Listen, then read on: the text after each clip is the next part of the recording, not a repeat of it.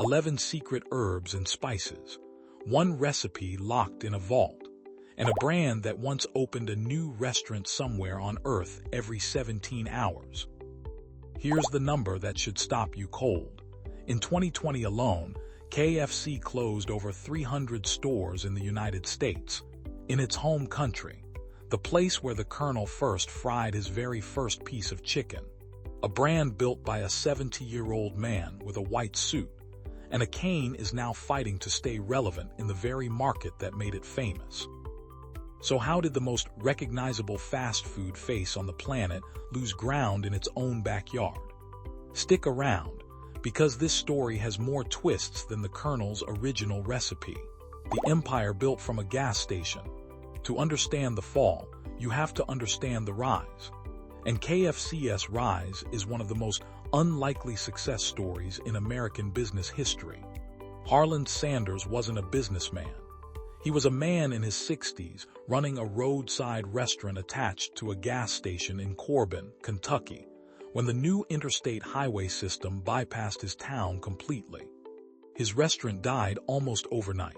Most men his age would have retired. Instead, Sanders got in his car with a pressure cooker and his secret spice blend and started driving from restaurant to restaurant, cooking his chicken for owners on the spot, asking for a nickel per piece sold if they'd let him franchise the recipe. By the mid-1960s, Kentucky Fried Chicken had over 600 franchised locations across the United States and Canada. It became one of the first fast food chains to expand globally, and by the 1980s and 90s, KFC was a symbol of American culture landing in country after country, often the very first Western fast food brand people had ever tasted. Have you ever eaten at a KFC outside your own country? What was it like compared to home? Let me know in the comments. I want to hear this from around the world. The cracks nobody noticed. Here's the part almost nobody talks about. While KFC was busy conquering international markets, and today it operates in over 145 countries, something was quietly rotting back home. In the 1970s, Sanders sold the company, and it changed hands multiple times over the following decades, eventually landing under the same parent company as Pizza Hut and Taco Bell. On paper, this looked like strength in numbers. In reality, it meant KFC had to fight its own siblings for marketing dollars, menu innovation, and corporate attention, while McDonald's was obsessing over speed and consistency, and while a new generation of better burger and healthier, fast casual brands were rising, KFC's core product barely evolved. Fried chicken has an image problem in health-conscious markets, and KFC leaned into nostalgia instead of reinvention.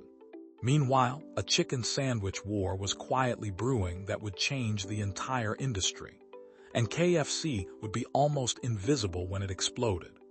The sandwich that ate the industry. In 2019, Popeyes launched a chicken sandwich that broke the internet. Lines wrapped around blocks. It sold out in 2 weeks. Social media exploded with side-by-side taste tests, and suddenly, chicken sandwiches, not fried chicken buckets, were the battlefield everyone was fighting on. Chick-fil-A had already built a cult following. Wendy's and McDonald's jumped in fast. And KFC was still trying to convince people to eat a bucket of chicken alone at a table the way people did in 1985. Here's the surprising part. KFC actually had the credibility to win this war before anyone else. They'd been frying chicken since before any of these competitors existed. But by the time they responded with their own sandwich, the moment had already passed. The story had already been written, and KFC wasn't the hero of it. Do you think KFC could have won the chicken sandwich wars if they'd moved first? Or was it already too late? Comment below. This one's got people divided. Franchise pressure and a broken model. Behind the scenes, something even more damaging was happening. Many KFC locations in the U.S. are run by aging, independently owned franchises, some operating out of buildings that hadn't been renovated in decades, while competitors were investing heavily in modern store design, mobile ordering, and drive-through speed. A huge portion of KFC's American footprint looked stuck in the past.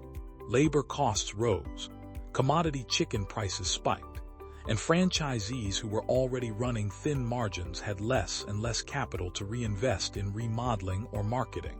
The parent company began pushing store closures and consolidations, quietly trimming hundreds of underperforming locations rather than fixing them.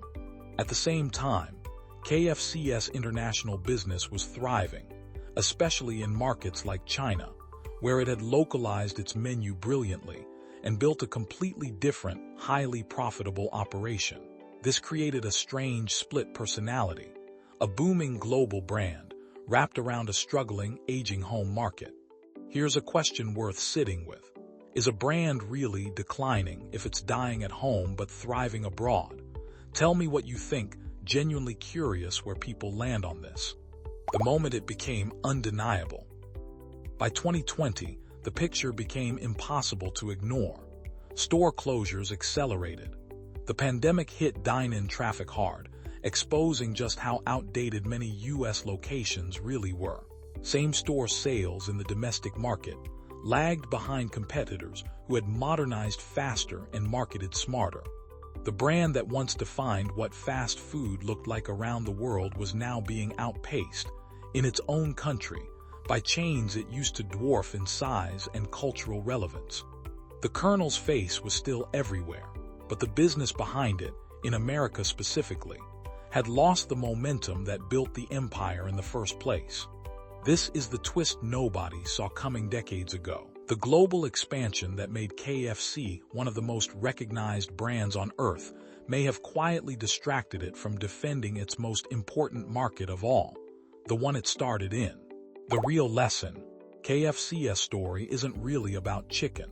It's about what happens when a legacy brand assumes its past success guarantees future relevance. Global growth can hide domestic decay. Nostalgia can turn into stagnation if nobody's watching closely enough. And in an industry that moves as fast food, standing still is the same as falling behind.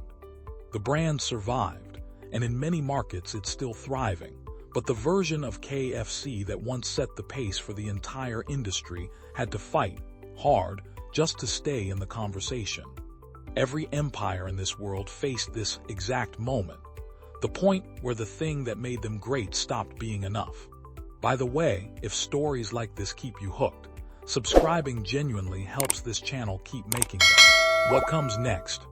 But here's the thing about legacy brands and quiet declines. KFC isn't the only fast food giant that built an empire and then nearly lost it from the inside. There's another chain whose fall was even faster, even messier, and honestly, even harder to believe. That story is coming next, and it's wilder than this one. If you don't want to miss it, hitting subscribe is the easiest way to make sure it shows up when it drops. So tell me, after everything you just heard, do you think KFC's American decline is temporary or permanent? Drop your answer below. I read every single one. This is The Big Move, and we'll see you in the next story.